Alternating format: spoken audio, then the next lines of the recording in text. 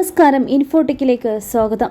നമ്മൾ കാത്തിരിക്കുന്ന സന്തോഷ വാർത്തയാണ് ഇപ്പോൾ മണിക്കൂറുകളിലായി പുറത്തു വരുന്നത്. നിമിഷപ്രിയയുടെ മോചനത്തിനായി കാന്തപുരം AP അബൂബക്കർ മുസ്ലിയാരുടെ ഇടപെടലിൽ അടിയന്തര യോഗം യമനിൽ പുരോഗമിക്കുകയാണ്.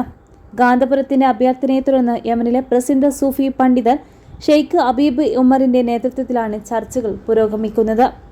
യമൻ ഭരണകൂട പ്രതിനിധി, കോടതി സുപ്രീം ജഡ്ജ്, കൊല്ലപ്പെട്ട തലാലിന്റെ സഹോദരൻ എന്നിവർ യോഗത്തിൽ പങ്കെടുക്കുന്നുണ്ട്. കാന്തപുരം AP അബൂബക്കർ മുസ്ലിയാരുടെ ഇടപെടലിനെ തുടർന്നാണ് ഷെയ്ഖ് അബീബ് ഉമർ വിഷയത്തിൽ ഇടപെട്ടത്.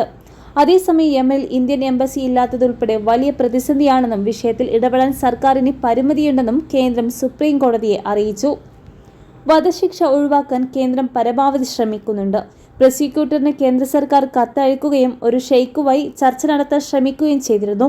ദയാദനം സ്വീകരിക്കാൻ മരിച്ചയാളുടെ കുടുംബം തയ്യാറാകാതെ മറ്റു ചർച്ചകളിൽ കാര്യമില്ലെന്നും കേന്ദ്ര സർക്കാർ അറിയിച്ചത്. വിഷയത്തിൽ തൽസ്ഥിതി റിപ്പോർട്ട് സമർപ്പിക്കാൻ കേന്ദ്ര സർക്കാരിന് സുപ്രീം കോടതി നിർദ്ദേശം നൽകി.